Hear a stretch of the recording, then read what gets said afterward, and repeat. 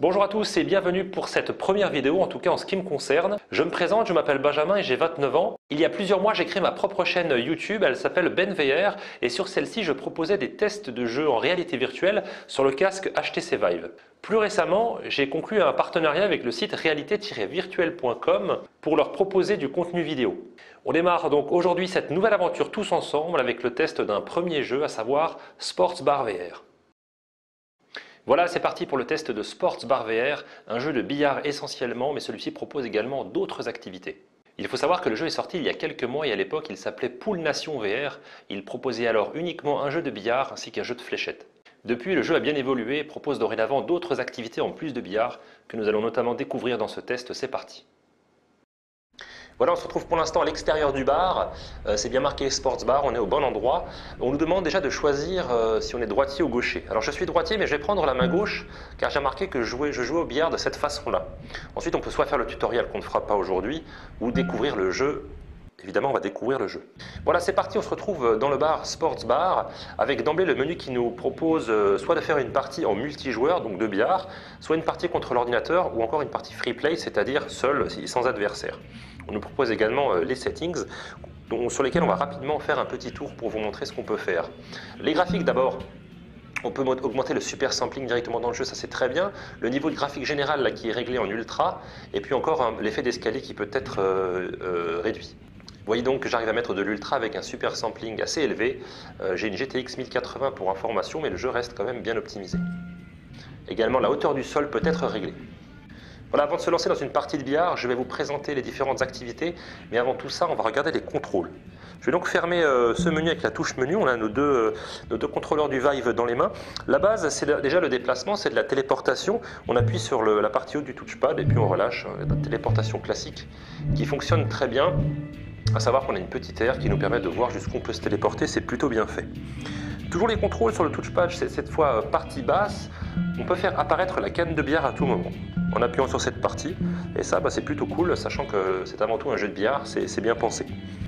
Voilà, vous connaissez là l'essentiel des contrôles. La gâchette, elle, permettra de saisir tous les objets et d'interagir avec ceux-ci. On peut d'ailleurs commencer avec, par exemple, ce jukebox. Il suffit de le toucher.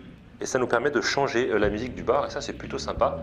L'ambiance est plutôt bonne dans ce bar, avec des musiques d'ambiance, de la décoration de circonstances, des gens qui parlent, c'est plutôt bien fait.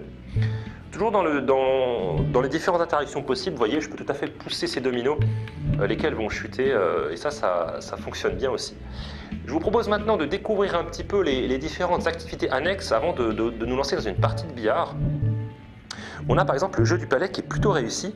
On se saisit du support plastique comme ceci. L'ordinateur s'est mis en face avec son joli chapeau de pirate. Et c'est parti, on se lance dans une partie de palais, si je peux dire ça comme si je peux appeler ça comme ça. Et là, les sensations sont très bonnes. On se rapproche dangereusement de ce qu'on ressentirait dans la réalité. La sensation de glisse, le retour haptique dans la manette, tout fonctionne très bien. Le seul petit défaut, c'est que c'est un jeu dans la réalité qui nécessite de gros réflexes et une rapidité très importante. Et c'est là où ça pêche un petit peu, car même si la latence est très réduite sur ces casques, sur un casque comme le HTC Vive, les quelques millisecondes suffisent à créer un petit décalage qui est un petit peu perturbant.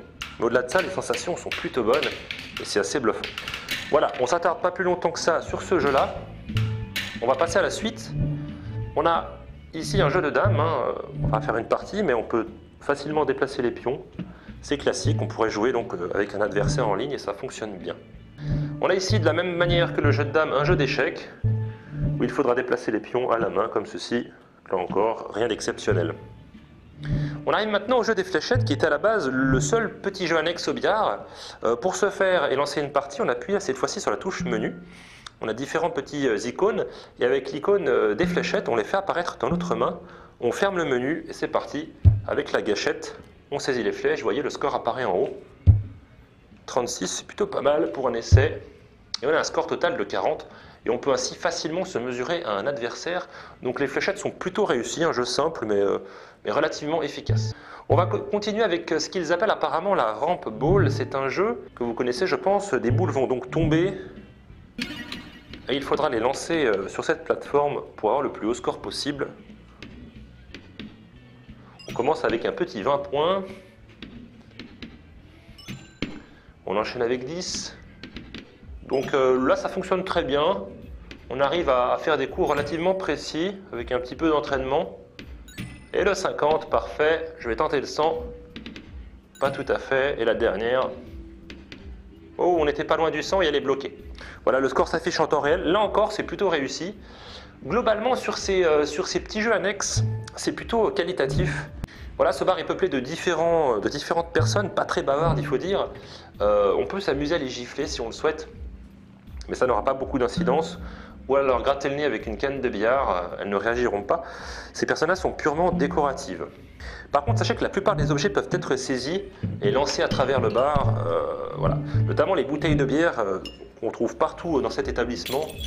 On peut d'ailleurs les faire apparaître en appuyant sur la touche menu, et on a ici un bouton Spawn Bottle. Et je peux faire apparaître des bouteilles de bière à l'infini, m'amuser à faire des châteaux de bouteilles de bière et tout un tas de choses. Je profite pour vous montrer une petite fonction intéressante, c'est le nettoyage de table. Vous voyez, j'ai envahi ma table de billard de différents accessoires, je veux faire propre, ici j'ai une balayette. J'appuie et toutes les bouteilles sont éjectées, qui plus est avec un effet assez sympathique, donc ça c'est intéressant à préciser. Bon allez, passons maintenant au plat principal de ce titre, ça reste le billard. Vous voyez, l'intelligence artificielle est déjà présente dans le bar, c'est cette entité avec le chapeau de shérif, et on peut donc se lancer dans une partie tout simplement en commençant à casser, si je puis employer ce terme. Vous voyez, je vais prendre la pause, je place ma bille, je frappe. Et là, ça lance directement une partie avec l'ordinateur. Vous allez voir, ça va être son tour. Voilà, c'est bien précisé. Et il commence à jouer. Donc le billard, parlons-en, il est franchement très réussi. Je vais vous expliquer comment procéder pour faire un coup. Vous allez voir que c'est très bien foutu. Déjà, pour me téléporter, là, je peux choisir une petite ligne sur la table, vous voyez l'icône orange, qui me permet de me placer directement dans le bon sens par rapport à la boule, et ça, c'est un vrai confort. Donc, pour lancer un coup, il suffit de se placer derrière la boule. On a un petit point rouge qui se place sur la bille. Je verrouille avec ma main droite avec la gâchette. Hein. Là-bas, j'ai une boule fantôme qui m'indique où je vais frapper. Et avec la gâchette gauche, j'ajuste ma frappe. J'ai plus qu'à mettre un petit coup. Bon, là, le coup n'était pas facile, mais on arrive à être extrêmement précis, même pour des amateurs, et ça, c'est très agréable. Bon, ben, j'ai le ballon qui vient me titiller les jambes. Un petit coup avec la canne de billard, et ça dégage.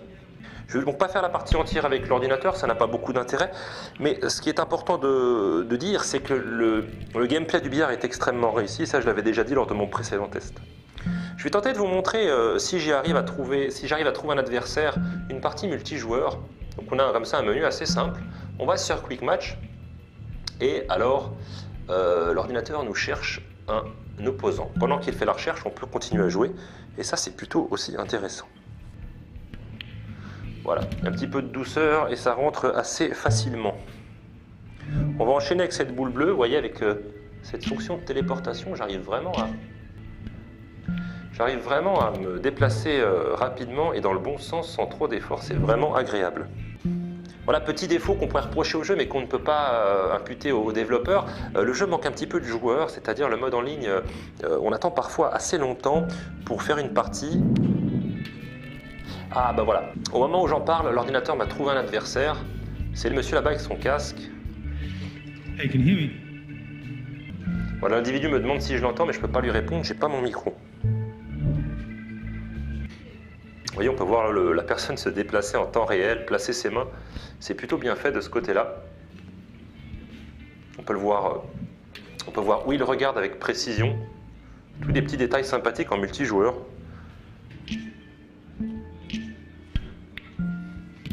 Voilà, on vient de mettre un petit coup, la bille violette. C'est donc encore à nous de jouer. Et ça passe, je vous l'ai dit, on peut être vraiment précis sur ce jeu de billard, plus que dans la réalité d'ailleurs. Et c'est plutôt agréable du coup de jouer comme ça sans difficulté. Voilà, on peut s'amuser à se faire coucou, hein. C'est les interactions qui sont sympathiques en multijoueur. Voilà les amis, je vous ai montré l'essentiel du jeu Sports Bar VR. On va maintenant passer à un petit bilan. Voilà les points positifs concernant Sports Bar VR. Je vais tout d'abord vous parler de la jouabilité qui est tout bonnement excellente. Pour ce qui est du billard, celle-ci nous permet de faire des coups très facilement et avec beaucoup de précision, c'est très agréable. Et dans l'ensemble, les autres petits jeux fonctionnent également très bien. Deuxièmement, on parlera de l'ambiance dans le jeu qui est plutôt réussie, une ambiance de bar avec de la musique, pas mal d'interactions avec les objets et des effets visuels intéressants. Les points négatifs maintenant, je vous parlerai du mode multijoueur qui pour moi manque d'amplitude. Ce que j'entends par là, c'est qu'on peut uniquement faire du 1 contre 1 et on n'arrive pas à avoir un bar peuplé de nombreux joueurs qui jouent à différentes activités en même temps avec plein d'interactions. Deuxième petit défaut à citer, aucune interaction n'est possible avec les PNJ dans le jeu. PNJ, ce sont donc les personnages non joueurs et c'est un petit peu dommage. Voilà une petite nouveauté également, dorénavant dans les vidéos, on essaiera d'évaluer les jeux par rapport à certains critères qui s'affichent actuellement sur votre écran. On commence donc par le scénario et là en l'occurrence il n'y aura pas de notes car il n'y a pas de scénario. La jouabilité est tout bonnement excellente, c'est donc un 9. Les graphismes sont simples et plutôt réussis, c'est un 7. Quant à la bande son, elle est justement très importante pour pouvoir créer une ambiance réussie au sein du bar, c'est un 8. Pour ce qui est de la durée de vie, elle est tout à fait intéressante puisque vous allez pouvoir renouveler vos parties de billard autant que vous le voulez et les petits jeux annexes apportent un contenu supplémentaire, ce sera donc un 9. Et on termine par le confort visuel que j'ai trouvé tout ce qu'il y a de plus correct, c'est donc un 8. Voilà, Sports Bar VR est donc un jeu réussi puisqu'il obtient une note moyenne de 8,2. Sachez également qu'il est vendu une vingtaine d'euros sur Steam et je vous conseille de l'acheter bien sûr si vous aimez le billard. Les amis, je vous remercie de m'avoir suivi. Si vous avez apprécié cette vidéo, je vous encourage à la liker et à vous abonner à la chaîne réalité-virtuelle.com. Je vous dis à très bientôt pour une autre vidéo. Ciao!